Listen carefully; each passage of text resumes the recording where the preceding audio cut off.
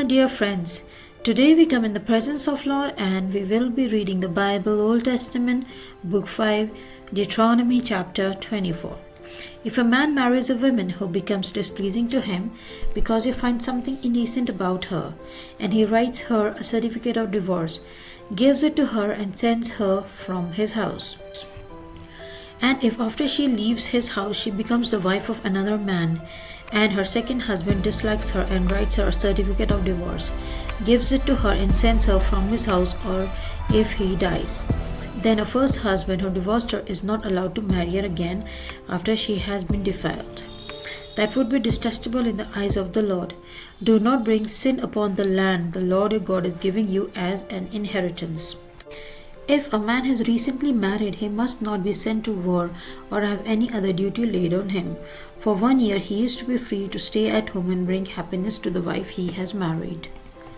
Do not take a pair of milestones, not even the upper one, as security for a debt, because that would be taking a person's livelihood as security. If someone is caught kidnapping a fellow Israelite and treating or selling them as a slave, the kidnapper must die. You must purge the evil from among you. In case of defiling skin diseases, be careful to do exactly as the Levitical priests instruct you. You must follow carefully what I have commanded them.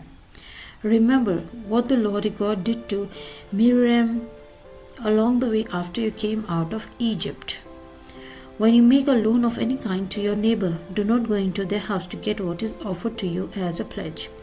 Stay outside and let the neighbor to whom you are making the loan bring the pledge out to you. If the neighbor is poor, do not go to sleep with their pledge in your possession. Return their cloak by sunset so that your neighbor may sleep in it. Then they will thank you, and it will be regarded as righteous act in the sight of the Lord your God. Do not take advantage of a hired worker who is poor and needy, whether that worker is a fellow Israelite or a foreigner residing in one of your towns. Pay them their wages each day before sunset, because they are poor and are counting on it.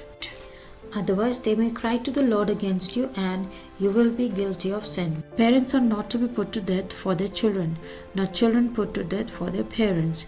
Each will die for their own sin.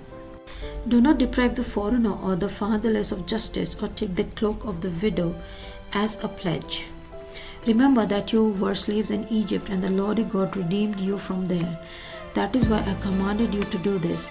When you are harvesting in your field and you overlook a sheaf, do not go back to it. Leave it for the foreigner, the fatherless, and the widow, so that the Lord your God may bless you in all the work of your hands.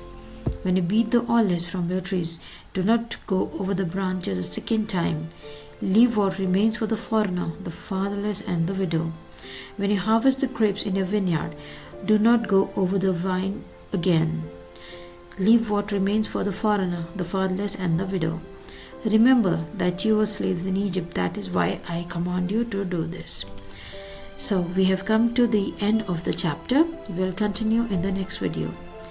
In the name of the Father, Son, and the Holy Spirit, God bless you all.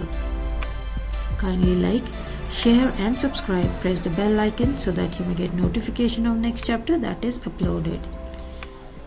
You may follow the 5-step process, that is like, share, subscribe, press the bell icon, or comment.